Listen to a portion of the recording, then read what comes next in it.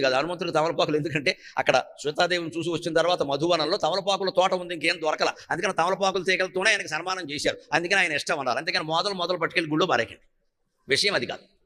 అక్కడ ఇంకేం దొరకల. అక్కడ చామంతి పూలు దొరికితే చామంతి పూలతోనే చేసేవారు. మనకి ఎంతసేపు ఇష్టం మనకి ఇష్టాలు ఉంటాయి కాబట్టి దేవుడు కూడా ఇష్టాలు ఉంటాయి. ఇది అజ్ఞానం. ఇష్టాలకు అతీతమైన వాడిని దేవుడు అంటారు, ఇష్టాలు ఉన్నవాడిని జీవుడు అంటారు. తమలపాకులు సన్మానం అందుకే. ఇక గంగసింధూరం ఎందుకు తెలుసా? ఇప్పుడు యుద్ధం జరుగుతుంటే తెలుస్తుంది. చివరి రోజు యుద్ధం చేయవలసి వచ్చినప్పుడు రావణాసురుడికి రథం ఉంది, రాముడికి రథం లేదు. రథం కూడా లేదా సన్నాసి, నీతో యుద్ధం చేయాలంటే నాకు అవమానంగా ఉంది అన్నాడు.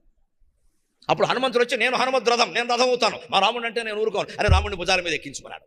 ఇలా పట్టుకుని ఉన్నాడు. రాముడు బాణాలు వేస్తున్నాడు, రావణాసురుడు యుద్ధం చేస్తున్నాడు. రావణాసురుడు రథాన్ని ముందు కొడదామని రాముడిని కొట్టలేక హనుమంతుడి శరీరం అంతా నెత్తురు గారేటనే బాణాలు కొట్టాడు. ఆ నెత్తురు రంగే గంగసింధూరం. అమ్మ, మనం దేశం కోసం నెత్తురు గార్చాలి.